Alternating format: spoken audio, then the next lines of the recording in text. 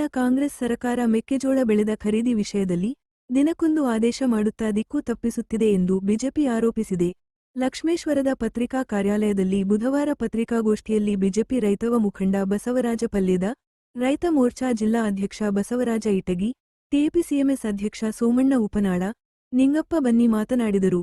ಈ ಸಂದರ್ಭದಲ್ಲಿ ಚನ್ನವೀರಪ್ಪ ಹೂಗಾರ, ಅನಿಲ್ ಮುಳಗುಂದ, ಗಂಗಾಧರ ಮೆಣಸಿನಕಾಯಿ, ಪ್ರವೀಣ್ ಬೋಮಲೆ, ಬಸವರಾಜ ಕಲ್ಲೂರ, ಅಶೋಕ ಸೂರಣಗಿ, ಸಂತೋಷ ಜಾವೂರ ಸೇರಿದಂತೆ ಅನೇಕರು ಇದ್ದರು.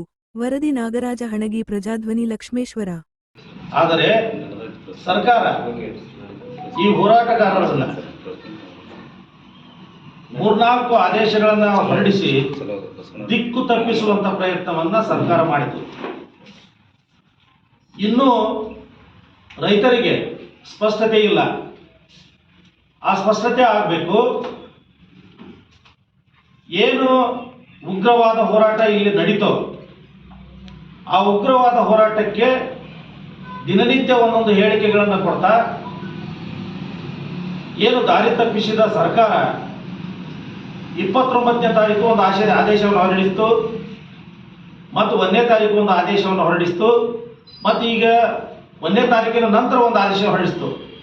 ಈ 3 ಆದೇಶಗಳು 3 ತರನಾದ ಆದೇಶಗಳಾಗಿವೆ. ಈಗ ಪ್ರಸ್ತುತ ನಡೆದಂಥದ್ದು ಟಿಎಪಿಎಂಎಸ್ ಮತ್ತು ಕೆಎಂಎಫ್ನಲ್ಲಿ ಕೆಎಂಎಫ್ನವರು 20 ಕ್ವಿಂಟಲ್ ತಗೊಳ್ತೀನಿ ಅಂತಾರ, ಟಿಎಪಿಎಂಎಸ್ನವರು ಅಂದ್ರೆ ಸರ್ಕಾರ 20 ಕ್ವಿಂಟಲ್ ತಗೊಳ್ಳುವಂಥ ಒಂದು ವಿಚಾರವನ್ನು ನಾವು ಗಮನಿಸಿದ್ದೀವಿ.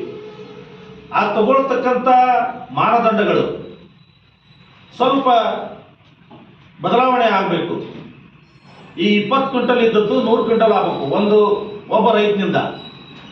ಭಾಳ ದಿನ ಕೇವಲ 5 ಕ್ವಿಂಟಲ್ ಇದ್ದಿದ್ದು ಇವತ್ತಿನಿಂದ 20 ಕ್ವಿಂಟಲ್ ಆಗಿದೆ. ಇದು ಮೊದಲು ನಾವು ಗಮನಿಸಬೇಕಾದ ಅಂಶ ಸರ್ಕಾರದ್ದು. ಈಗ ನಮ್ಮ ಹಿರಿಯರಾದಂಥ ಬಸವಣ್ಣ ಹೇಳಿದಂಗೆ ಒಬ್ಬ ರೈತಿಗೆ ಮಿನಿಮಮ್ ಒಂದು 100 ಕ್ವಿಂಟಲ್ ಆದರೂ ಆಗಲೇಬೇಕು. ಮಿನಿಮಮ್ ಕನಿಷ್ಠ ಪಕ್ಷ ಒಂದು 100 ಕ್ವಿಂಟಲ್ ಆದಾಗ ಮಾತ್ರ ರೈತನ ನಿಟ್ಟುಸಿರು ನಿಲ್ಲಬಹುದು. ಅವನೇ ನಿಟ್ಟುಸಿರು ಐತಲ್ಲ, ನಿಟ್ಟುಸಿರು ನಿಲ್ಲಬಹುದು. ಸಂಪೂರ್ಣವಾಗಿ ಮುಗಿದು ಹೋಗುತ್ತೆ ಅಂತ ನಾ ಹೇಳಕತ್ತಿಲ್ಲ.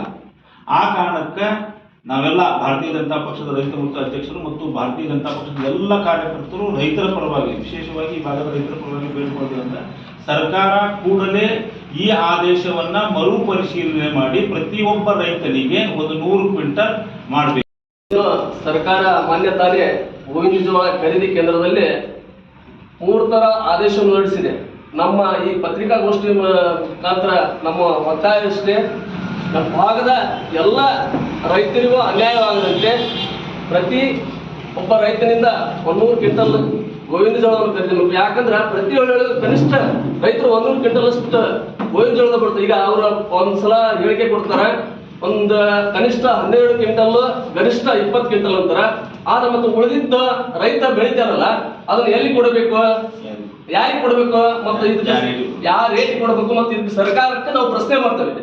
ಸರ್ಕಾರಕ್ಕೆ ಉತ್ತರ ಕೊಡ್ಬೇಕಲ್ಲ.